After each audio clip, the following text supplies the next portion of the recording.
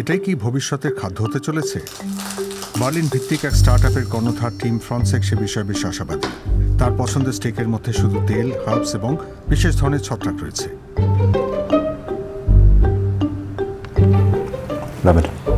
উদ্যোগপতি হিসেবে তিনি নিরামিষাশী। I stopped eating meat when I realized how much it influences my carbon footprint 3 years ago. কিন্তু বিশ্বব্যাপী মাংস খাওয়ার প্রবণতা শীর্ষে পৌঁছেছে। বিশেষ করে গত 60 বছরে তা দ্বিগুণ হয়ে গেছে। সেই প্রবণতা আরও বেড়ে চলেছে। মাংস খাওয়ার ক্ষেত্রে ধনী দেশগুলির ভাগ সবচেয়ে বেশি। যেমন জার্মানিতে জনপ্রতি গড় হিসেবে বছরে প্রায় 52 কিলোগ্রাম। গবেষক হিসেবে লেনা পার্চের মতে সেই পরিমাণ খুবই বেশি। পশ্চিমা খাদ্যাভ্যাস অনুযায়ী প্রতিদিন এত মাংসের চাহিদা মিটিয়ে গোটা বিশ্বের জন্য পুষ্টির ব্যবস্থা করা অসম্ভব।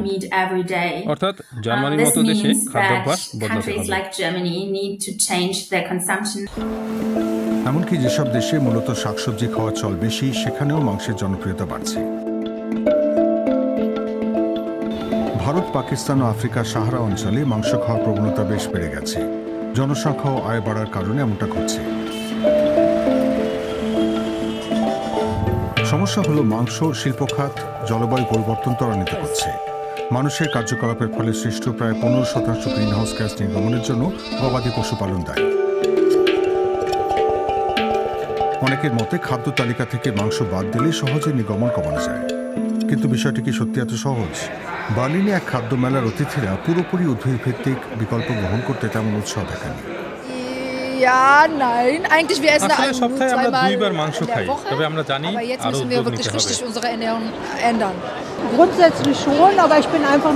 আমি এমন আইডিয়ার পক্ষে হলেও পুরোপুরি ভিগান হওয়ার মনোবল আমার নেই। ঠিক আছে, কেন নয়? আমরা সবাই বড় বেশি মাংস খাই, আমি তো বটেই। মেলায় বেশ কিছু আকর্ষণীয় নতুন খাদ্যপণ্যের সম্ভার দেখা যাচ্ছে, যেমন সয়াবিন দিয়ে তৈরি এই ভিগান কাবাব।